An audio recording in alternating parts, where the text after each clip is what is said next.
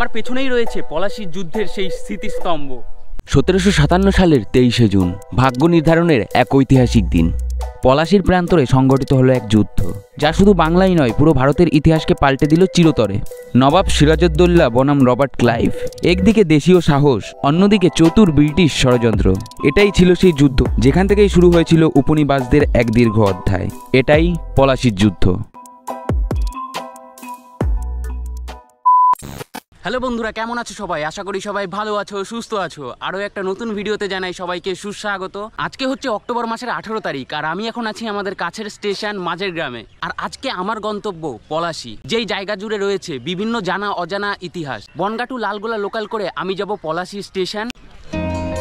সকাল সকাল মাঝেরগ্রাম স্টেশন প্ল্যাটফর্মে হালকা ভিড়। ট্রেনের বাঁশির সুরে শুরু হলো এক নতুন দিন। ধোঁয়া উড়িয়ে ধীরে ধীরে চলতে শুরু করলো আমাদের লোকাল ট্রেন। গন্তব্য ঐতিহাসিক পলাশি। জানালার পাশে বসে দেখা যায় সবুজ মাঠ, নদীর ধারের গাছের ছায়া, আর হাওয়ায় মিশে থাকা গ্রামের গন্ধ।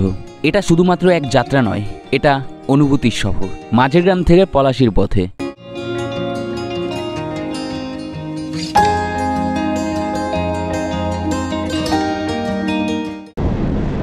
পৌঁছে গিয়েছি পলাশি স্টেশন।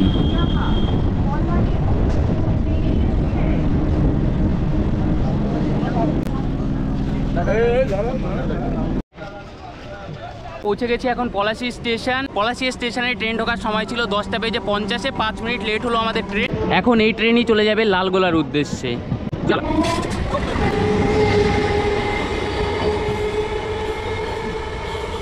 এই যেই সেই জায়গা, যেই জায়গা থেকে কিছুটা দূরে হয়েছিল সেই পলাশির যুদ্ধ। এই জায়গার গল্পেই মোড়া রয়েছে আমাদের ইতিহাস বইটা।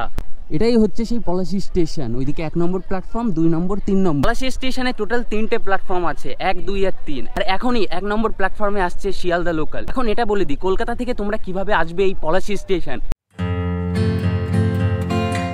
প্রায় 1.5 থেকে 2 ঘন্টা সফরের পর ট্রেন থামে এক শান্ত নিরিবিলি স্টেশন, পলাশি স্টেশন। ছোট হলেও এই স্টেশনটি বহন করে বিশাল ঐতিহাসিক গুরুত্ব। এখানেই কাছেই, মাত্র কয়েক কিলোমিটার দূরে 1757 সালে সংগঠিত হয়েছিল বিখ্যাত সেই পলাশির যুদ্ধ। শিয়ালদা থেকে পলাশি পৌঁছাতে সময় লাগবে 3 থেকে 3.5 ঘন্টার কাছাকাছি। আর ট্রেনের টিকিট পড়বে পার পার্সন 35 টাকা করে।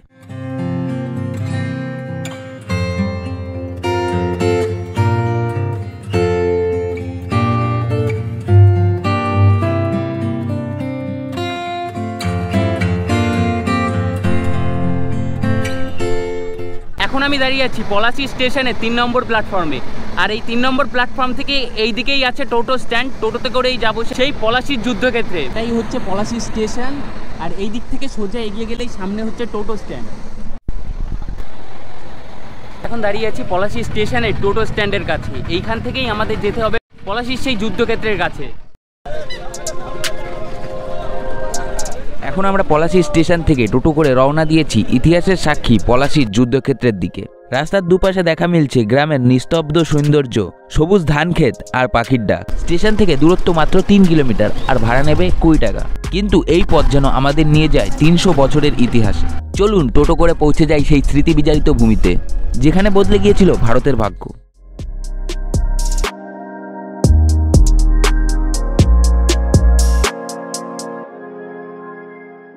পলাশি স্টেশন থেকে 20 টাকা ভাড়ার পরিবর্তে আমরা এখন পৌঁছে গেছি পলাশির সেই যুদ্ধক্ষেত্রে। রাস্তার দুপাশে গাড়ি এছাড়া লোকজনকে দেখে কিন্তু বোঝা যাচ্ছে এখনো পর্যন্ত পর্যটকেরা এখানে আসে, বিশ্বযুদ্ধের স্পটে আসে, জায়গাগুলো দেখে, জিনিসগুলো উপভোগ করে। আমাদের সামনেই রয়েছে পলাশির সেই যুদ্ধক্ষেত্র।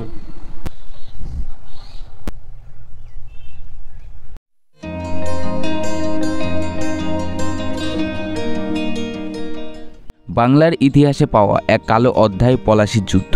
1757 সালের 23শে জুন এই শান্ত সবুজ গ্রাম পলাশির রূপ নেয় এক রক্তাক্ত যুদ্ধক্ষেত্র।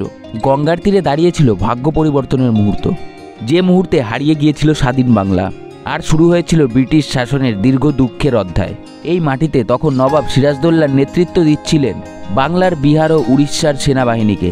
অন্যদিকে ইংরেজ ইস্ট ইন্ডিয়া কোম্পানির পক্ষে ছিলেন রবার্ট ক্লাইভ। কিন্তু যুদ্ধক্ষেত্রের মাটির নিচে ছিল বিশ্বাসঘাতকতার বীজ। আজকে এই জায়গাটা কতটা সুন্দরভাবে সাজানো হয়েছে, চারিপাশটাই পাঁচিলের সাহায্যে ঘেরা হয়েছে, জায়গাটাকে প্লাস্টার করা হয়েছে। বিশ্বাসঘাতকতার কাছে হার মানে। পলাশির মাটি রক্তে ভিজে ওঠে, বাতাসে ভেসে আসে মৃত্যুর গন্ধ। আর সেই দিনই শেষ হয় স্বাধীন বাংলার শেষ নবাবের ভাগ্য। যুদ্ধ শেষ, ইংরেজ জিতে যায়। রবার্ট ক্লাইভ মির্জাপুরকে নবাব ঘোষণা করে, কিন্তু আসল ক্ষমতা চলে যায় ইস্ট ইন্ডিয়া কোম্পানির কাছে। এভাবেই শুরু হয় ব্রিটিশ শাসনের প্রথম অধ্যায়, যা পরে 150 বছরের দীর্ঘ পরাধীনতার পথে এগিয়ে যায়। আজও পলাশির সেই যুদ্ধক্ষেত্র নীরবে সাক্ষী হয়ে দাঁড়িয়ে আছে ইতিহাসের। এই মাঠ, এই গাছ, এই নদীর ধারে থাকা প্রতিটি ইট যেন বলে, আমরা দেখেছি বিশ্বাসঘাতকতা, আমরা দেখেছি স্বাধীনতার শেষ মুহূর্ত। তবুও এই যুদ্ধ আমাদের শেখায় একতার অভাব ও বিশ্বাসঘাতকতা কিভাবে এক দেশকে ধ্বংস করে দিতে পারে। আর সেই স্মৃতি থেকেই আজও জেগে থাকে এক নতুন প্রেরণা, নিজের দেশ, নিজের মাটির প্রতি ভালোবাসা আর সত্যের পথে একতা বজায় রাখার অঙ্গীকার। বাংলার নবাব সিরাজদৌল্লা, যার কাছে 50,000 সৈনিক থাকার সত্ত্বেও সে ব্রিটিশদের কাছে হেরে যায়, তার প্রধান কারণ ছিল তার মন্ত্রী। আমার সামনেই রয়েছে স্মৃতিসৌধ, আর এর পেছন দিক থেকে এই রাস্তা ধরে এগিয়ে এলেই এইখানে আছে সমাধি।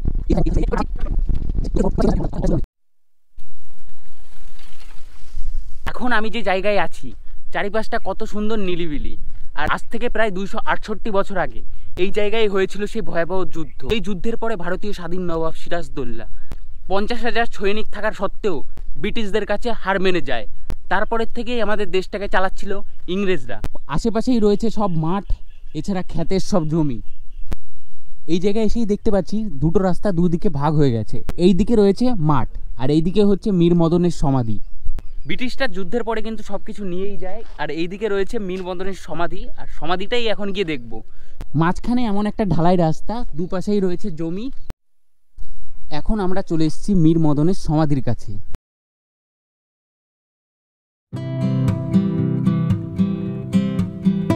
বাংলার ইতিহাসে পলাশির যুদ্ধ শুধু এক হওয়ার কাহিনী নয়, এটি এক অতি স্মরণীয় আত্মত্যাগের গল্প। এই মাটিতে আজও ঘুমিয়ে আছে সেই বীর সেনাপতি মীর মদন। 1757 সালের 23শে জুন পলাশির সেই ঐতিহাসিক যুদ্ধ। নবাব সিরাজদৌল্লার পাশে দাঁড়িয়ে প্রাণপণ লড়েছিলেন মীর মদন। যুদ্ধের উত্তাপে কামানের গোলায় তিনি গুরুতর আহত হন। নবাব তাকে সরিয়ে আনলেও শেষ পর্যন্ত এই মাটিতেই শেষ নিঃশ্বাস ত্যাগ করেন তিনি। আজও পলাশির সেই যুদ্ধক্ষেত্রের এক প্রান্তে রয়েছে মীর মদনের সমাধি। ছোট্ট ইটের গম্বুজের নিচে লুকিয়ে আছে এক অমর কাহিনী, সাহস, আনুগত্য আর দেশপ্রেমের। প্রতি বছর 23শে জুন বহু মানুষ আসে এখানে তার প্রতি শ্রদ্ধা জানাতে, কারণ ইতিহাস হয়তো রাজাদের মনে রাখে, কিন্তু মীর মদনের মতো বীররা থেকে যায় মাটির নিচে। এই সমাধি শুধু এক বীরের কবর নয়, এটি বাংলার আত্মসম্মানের প্রতীক। যে বীর শেষ নিঃশ্বাস পর্যন্ত বলেছিলেন, আমি হারিনি, আমি লড়েছি বাংলার জন্য।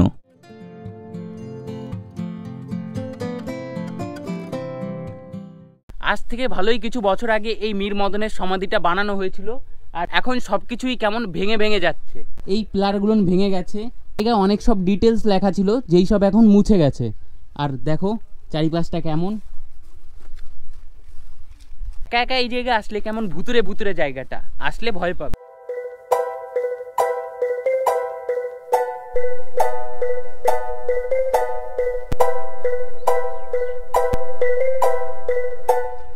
এখন এই জায়গা থেকে হেঁটে যাচ্ছি রাস্তার উপর, আর রোদের এতটা তাপ মুখ পুরো জ্বলিয়ে দিচ্ছে।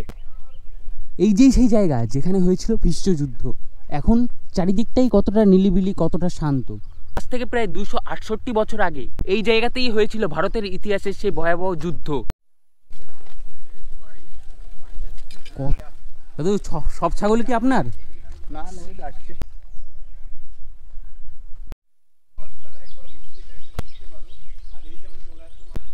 এখন আবারও ঘুরতে ঘুরতে চলে এসেছি সেই মনুমেন্টের কাছে, যেই জায়গা আমরা নেমেছিলাম টোটো থেকে। আশেপাশের কিছু কিছু জায়গা আমরা ঘুরেছি, তেমন কিছু দেখার মতন ছিল না। এইদিকে আছে একটা আমবাগান, আর পেছনেই আছে স্মৃতিশৈল। এই জায়গা থেকেই এখন আবার যেইভাবে আমরা এই জায়গায় এসেছি সেইভাবে আবার বাড়ি চলে যাব। আজকের ভিডিওটা আমি এখানেই শেষ করব। এই ভিডিওটা তোমাদের কেমন লাগলো অবশ্যই কমেন্টে জানিও। এই ভিডিওটা আমি এখানেই শেষ করছি। সবাই ভালো থেকো, সুস্থ থেকো, টাটা।